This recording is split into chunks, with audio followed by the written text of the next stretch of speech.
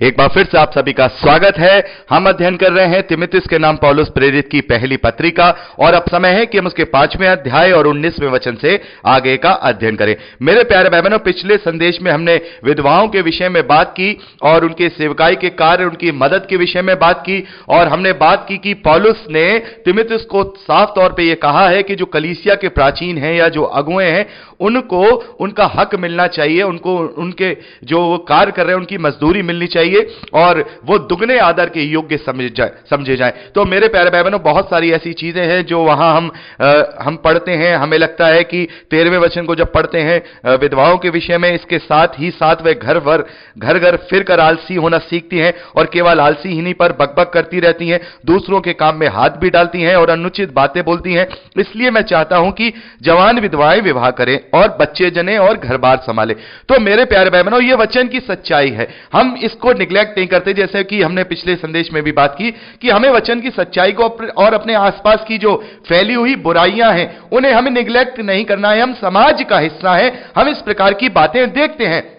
इस प्रकार की जो जवान विधवाएं होती हैं वो इधर उधर अपना जो है घूमती हैं फिरती हैं, लोग उनको बुरी दृष्टि से भी देखते हैं, हर एक चीज से देखते हैं। तो पौलुस ने यहां पर उसका एक बहुत अच्छा एक यहां एग्जाम्पल दिया है कि या तो ये सारी चीजें अपने अंदर मत लो, बिल्कुल भक्ति के साथ परमेश्वर के वचनों को बिल्कुल अपने अंदर लेकर के अपने जीवन को जियो, निर्दोष जीवन जियो, सुनाम जीवन जियो। और अगर ऐसा नहीं कर सकते तो इन सारी चीजों से करने से अच्छा यह है कि हम जो अगर कामोत्तर हो रहे हैं या हम इस लायक नहीं है कि अपने आप को हम संभाल पाए, तो पौलुस ने साफ तौर पे उनसे विवाह करने के लिए कह दिया है कि वो विवाह करें और अपनी जिम्मेदारियों को निभाएं जो जिम्मेदारियां परमेश्वर ने उन्हें दी हैं। तो हमें वचनों को सही संदर्भ में समझना है। वचन और परमेश्वर के जो आज्ञाएं हैं वो समाज से अलग हटके नहीं है, समाज भी उसमें शामिल है और हमें जमीनी हकीकत के साथ ही अपने जीवन को देखना होगा। केवल ऊपरी ऊपरी बातें कर देने से ही सब कुछ नहीं होगा कि नहीं ऐसा नहीं होता है कि वैसा नहीं होता है, बिल्कुल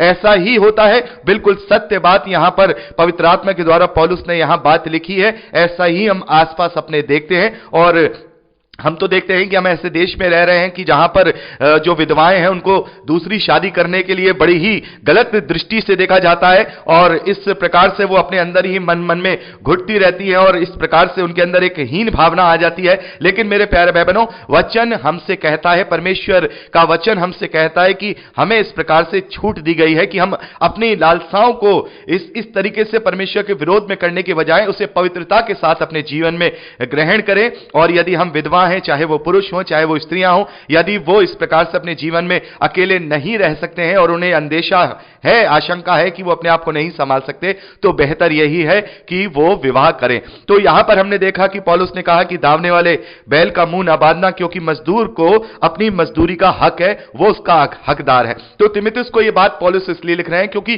तीमुथियुस को बहुत सारी कलीसियाओं की जिम्मेदारियां हैं और उन कलीसियाओं में अलग अलग प्राचीन उन्होंने वहां नियुक्त किए हैं। इस बात को जब हम तीतुस की पत्री पढ़ते हैं तो वहां पर तीतुस को भी पौलुस ने लिखा है कि नगर नगर जाकर हर कलीसिया में एक प्राचीन को नियुक्त करें, यानी कि हर एक कलीसिया का एक प्राचीन यानी अगवा होना चाहिए, एक पास्टर होना चाहिए जो उनकी रखवाली करे और उन्हें अपनी मजदूरी का भी हक है। जो भी चर्च फंड मिलता है उससे वो अपनी सैलरी को निकालें, अपने जो जायज चीजें हैं उनको उनसे वो करें, नाजायज नहीं। मैं पहले भी कह चुका हूं कि पौलुस ने कह दिया कि नीच कमाई के लिए नहीं, वरन परमेश्वर के सच्चे प्रचार के लिए अपने आप को, अपने जीवन को ज्यादा से ज्यादा देना है, ना ही हमें लेने वाला नहीं बनना है। अगर हम लेना ही चाहते हैं वचन से तो आत्मिक उन्नति को लें और अपने लिए जो हमारे स्वर्ग में जो प्रतिफल है उसके लिए अपने जीवन को जिए। खास तौर पे मैं ये जो मसीही सेवक है उनके विषय में बात कर रहा हूं।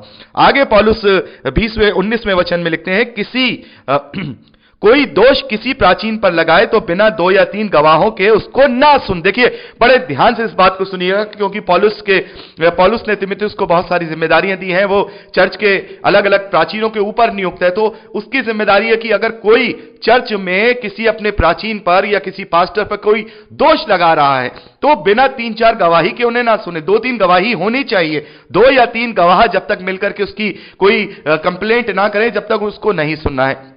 तो मेरे प्यारे भाई बहनों, हम देखते हैं बहुत सारी जगहों पे जो मसीही विश्वासी प्रचारक हैं उनको उत्पादित किया जाता है, उन पर गलत गलत दोष भी लगाए जाते हैं। तो वहां पर जब तक उनका दोष साबित ना हो, जब तक 2 या 3 गवाह ये ना कहें कि नहीं इन्होंने ये चीज गलत की है, जब तक हमें उस विश्वासी प्रचारक का या उस पास्टर का हमें उस पर दोष नहीं लगाना है, उसको बुरा नहीं कहना, उसको हमें ये नहीं कहना कि उसने ये कर दिया या वो कर दिया। जब तक दोष सिद्ध ना हो जाए वो दुगने आदर के योग्य ही है। क्योंकि कई बार ऐसा होता है कि लोग जल करके या इस तरीके से लोगों के नीचा दिखाने के लिए भी लोगों को गलत तरीके से आरोपित कर देते हैं। तो साफ तौर पे पौलुस यहां पर कह रहे हैं कि जब तक 2 या 3 लोगों की गवाही तुम्हारे पास ना हो, तिमुथियुस के पास तुम्हारे पास ना हो, जब तक किसी भी प्राचीन के विषय में कोई तुम बात ना सुनना।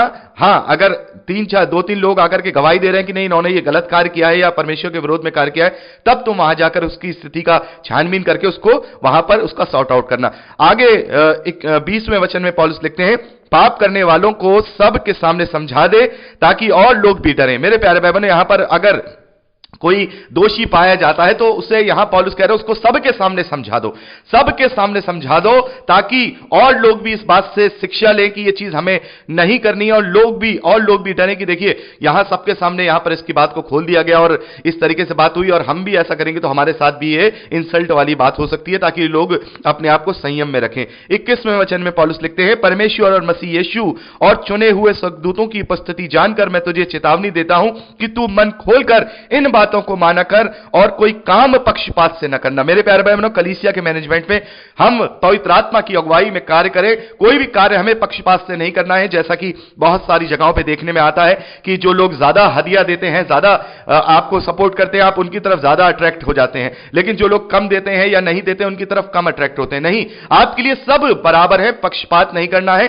सभी की आत्मिक उन्नति के लिए आपको कार्य करना है। जो सेवकाई के लिए आपको जो है सपोर्ट कर रहे हैं तो वो बहुत अच्छी बात है, उन्हें परमेश्वर उसका प्रतिफल देंगे। स्वर्ग के राज में वो अपने लिए कमाई कर रहे हैं, लेकिन जो लोग यहां नहीं दे पा रहे हैं उनके लिए आप रखे गए हैं, सभी के लिए आप रखे गए कि आप सबकी आत्मिक रखवाली करें। इसीलिए आप वहां नियुक्त किए गए, रखवाले यानी पास्टर आप नियुक्त किए गए। तो आपको बिना किसी पक्षपात के, जो मसीही अगुए हैं या पास्टर हैं, उन्हें बिना किसी पक्षपात के अपनी कलीसिया में कार्य करना है। ऐसे लोगों को ज्यादा संबोधित नहीं करना है या उन्हें ज्यादा ध्यान नहीं देना है जो ज्यादा चर्च के लिए फंड देते हैं या चर्च के लिए करते हैं। सभी को बराबर दृष्टि से नापना है। यदि किसी को देने वाले को इस बात का बुरा लग रहा है तो वो लगता रहे, क्योंकि फिर वो मसीही विश्वासी नहीं है, वो अपने विश्वास में पूर्ण नहीं है, क्योंकि उसे भी अपने अंदर कुड़कुड़ाहट नहीं लेनी चाहिए। क्योंकि वो पास्टर से अगर चाह रहा है कि वो मेरी तारीफ करे या मेरा नाम ले तो वो गलत है, क्योंकि हम जो करते हैं उसका प्रतिफल हमें मनुष्यों से नहीं बल्कि हमें पिता परमेश्वर से चाहिए, स्वर्ग के राज में चाहिए। क्योंकि अगर वहां हमें वो प्रतिफल मिलेगा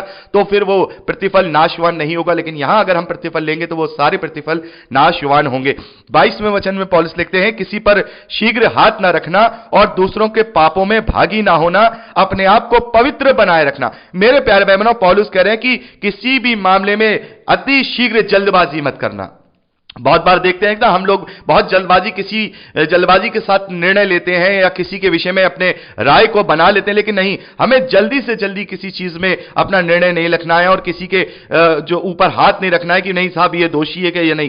पूरी छानबीन के साथ, पूरे मन में पक्का होने के बाद ही हम किसी से कह सकते हैं कि भाई आपने ये गलत किया, और फिर उसे सबके सामने हम समझाएं कि आपने ये बात गलत की है। और दूसरों के पापों में भागी मत होना, दूसरों के पापों में भागी नहीं होना, बल्कि उन्हें समझाना है, उनके साथ मिलकर के पाप नहीं करने हैं। कि हम देखते हैं बहुत सारी जगहों पे इस प्रकार की बातें होती हैं। खैर ये अंदर की बातें हैं, मिनिस्ट्रीज के अंदर बहुत सारे ऐसे प्रचारक हैं जो आपस में खुले हुए हैं, वो एक दूसरे को जानते हैं कि भाई तू ऐसा कर लेना, मैं ऐसा कर लूंगा, तुम ये कर लेना, वो कर लेना। उनका सबका मकसद एक ही हो जाता है कि हमें कैसे ना कैसे रुपया बनाना है, पैसा बनाना है, और तू मेरी मदद कर देना, मैं तेरी मदद कर दूंगा, मैं तेरी नहीं खोलूंगा, तू मेरी मत खोलना। यह सेवकाई की मैनेजमेंट की बात हो रही है।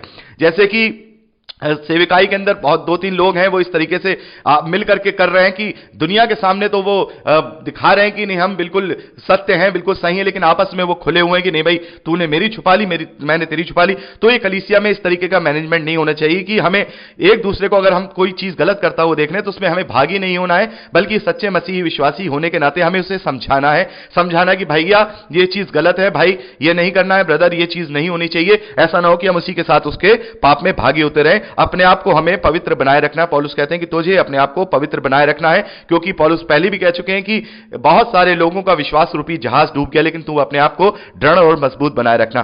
23वें वचन में पौलुस कहते हैं, भविष्य में केवल जल ही का पीने वाला ना रहे, पर अपने पेट के और अपने बार बार बीमार होने के कारण थोड़ा थोड़ा दाखरस भी काम में लाया कर। तो इस वचन को लेकर लोगों को बहुत ज्यादा कंफ्यूजन हो जाता है और बहुत सारे लोग इस वचन को सही समझ नहीं पाते हैं और वो गलत तरीके से अपने नाश होने का कारण बनते हैं। और वो कहते हैं कि देखो यहां पर तो पौलुस ने थोड़ा थोड़ा दाखरस लेने के लिए कह दिया है कि जो मसीही विश्वासी हैं वो थोड़ा थोड़ा दाखरस ले सकते हैं। तो मेरे प्यारे भाई बहनों, आपको मैं बताना चाहता हूं कि प्रभु यीशु मसीह का जो पहला आश्चर्यक्रम है जो उसने काना में किया था, वो उसने पानी को दाखरस में बनाया था। दाखरस का मतलब क्या होता है? दाखरस का मतलब होता है अंगूर का रस। और उस वक्त ये एक, जैसे आज हम जो कोल्ड ड्रिंक वगैरह पीते हैं, लस्सी पीते हैं, इस प्रकार से उस समय उस समाज में अंगूर का रस प्रचलित हुआ करता था। विवाहों में और जो पार्टीज होती थी उसमें वो लोग आपस में एक दूसरे को वो सर्व किया करते थे। और इसमें कोई भी किसी भी प्रकार का नशा नहीं होता था। ये बूढ़े, बच्चे, जवान, औरतें सब पिया करते थे। केवल एक शरबत के रूप में उसको पिया करते थे, या हम कह सकते हैं पेय पदार्थ के रूप में वहां लिया जाता था। लेकिन यही दाखरस जब खमीरी कर दिया जाता है, इस दाखरस को जब खमीरी कर दिया जाता है, उसके बाद ये दाख मधु की शक्ल में आ जाता है, जिसको हम कई बार बाइबल में पढ़ते हैं। दाख मधु जो होता है वो थोड़ा थोड़ा नशीला हो जाता है, उसमें थोड़ा थोड़ा खुमार हो जाता है। और उसको और ज्यादा जब हम खमीरी करते हैं तो फिर उसके बाद वो दाख मदिरा बन जाता है। तो ये तीनों चीजों को हमें समझना होगा, एक दाख रस, एक दाख मधु और एक दाख मदिरा। ये तीनों अलग अलग चीज हैं। दाख रस बिल्कुल बिना नशे की चीज है, उसमें किसी भी प्रकार का नशा नहीं है। लेकिन उसी चीज को जब हम खमीरी कर देते हैं तो फिर वो दाख मधु हो जाता है, उसमें थोड़ा नशा होता है। फिर उसके बाद मदिरा बन जाता है, दाख मदिरा। फिर उसको वो पूरी तरह से उसे शराब की जो है कैटेगरी में डालते हैं। तो यहां पर जो पौलुस ने तिमुथियुस को लिखा है कि तुम कभी कभी थोड़ा थोड़ा दाखरस भी काम में लाया करो, तो ये अंगूर के पानी के विषय में बात की जा रही है। और देखते हैं कि हम ये जो पत्री है वो स्पेशल तौर पे तिमुथियुस को लिखी जा रही है। और तिमुथियुस को इस प्रकार की प्रॉब्लम थी, और उस समय जो अशुद्ध पानी पीकर के लोग कभी कभार पेट की बीमारी से जूझा करते थे, उसका इलाज वो ये करते थे कि कभी कभी वो दाखरस को जो है काम में लाया करते थे, उसे पिया करते थे, जिससे उनके पेट की ये प्रॉब्लम दूर हो जाया करती थी। तो यह औषधि के रूप में वहां पर उन्हें एक सलाह दी जा रही है कि भाई कभी कभार अपने जीवन में दाखरस भी पी लिया करो, कोई दिक्कत नहीं है, केवल पानी ही मत पियो। और बार बार पेट की बीमारी के कारण बीमार पड़ जाते हो तो इस तरीके से तुम कर लिया करो। तो यहां पर हमें समझना होगा, दाखरस तो प्रभु यीशु मसीह के समय में भी है। दाखरस हम बहुत जगहों पे देखते हैं, और कई बार हम देखते हैं कि यह लिखा है कि दाखरस पी के मत वाले मत हो। तो यह बात वहां पौलुस ने जो कही है, वो जो दाखरस बाद में जो उसको खमीरी कर दिया जाता है, 6-7 दिन तक उसको रखा जाता है, उसमें खमीर उठने लगता है, जो बियर की तरीके से हो जाती है, उसमें नशा, हल्का हल्का नशा हो जाता है। तो उसके विषय में पौलुस कहते हैं, और पौलुस ने साफ तौर पे किया है कि पियक्कड़ जो होंगे वो परमेश्वर के राज्य के सहभागी नहीं होंगे, वो परमेश्वर के राज्य में एंट्री नहीं करेंगे। तो कोई भी इस बात में गलत फहमी में ना फंसे। मैंने आपको तीनों चीजें समझा दी हैं। 24वें वचन में पौलुस लिखते हैं, कुछ मनुष्यों के पाप प्रकट हो जाते हैं और न्याय के लिए पहले से पहुंच जाते हैं, पर कुछ के पीछे से आते हैं। वैसे ही कुछ भले काम भी प्रकट होते हैं, और जो ऐसे नहीं होते वह भी छिप नहीं सकते। तो मेरे प्यारे भाई बहनों, यहां पे पौलुस ने कहा है कि जो अच्छे काम होते हैं या बुरे काम होते हैं, वो हम चाहे जितना भी छुपा लें, वो छुप नहीं सकते। तो यहां पौलुस कह रहे हैं कि तुम इतनी बड़ी जिम्मेदारी पे हो, सावधानी के साथ तुम्हें काम करना है, कोई भी पाप तुम पे हावी ना होने पाए, कोई भी दोष तुम्हें लगाने ना पाए। क्योंकि चाहे कुछ भी कर लो, पाप हो चाहे अच्छे काम हो, चाहे हम कितना भी छुपा लें, वो एक ना एक दिन दुनिया के सामने आ ही जाते हैं, वो खुल ही जाते हैं, तब हमें शर्मिंदा होना पड़ता है। तो यहां पर पौलुस कह रहे हैं कि तुम्हें अपने आप को पूरी तरह से निर्दोष बना करके वहां कलीसिया की सेवकाई करनी है। कलीसियाओं के लिए तुम्हें बहुत बड़ी जिम्मेदारी दी गई है। तो अपने आप को बिल्कुल निर्दोष बनाकर, पवित्र बनाकर के ही तुम्हें वहां कार्य करना है, और अपने आप को एक आदर्श बनाकर, क्योंकि जो कलीसिया के अगुवे होते हैं, जो कलीसिया की जिन्हें जिम्मेदारी दी गई होती है, उनका एक आदर्श होता है, वो दूसरों के लिए आदर्श बनकर के कार्य करें। तो मेरे प्यारे भाई बहनों, यहां पर हमने 5वां अध्याय कंप्लीट कर लिया है। अब समय है कि हम 6ठे अध्याय की ओर आगे बढ़ें, और मैं चाहूंगा कि हम इसे अगली रिकॉर्डिंग में अपने अध्ययन को आगे बढ़ाएं। तो प्रभु आपको बहुत आयत की आशीष दे, अपने वचन में बढ़ाए। Praise the Lord. जय मसीह की।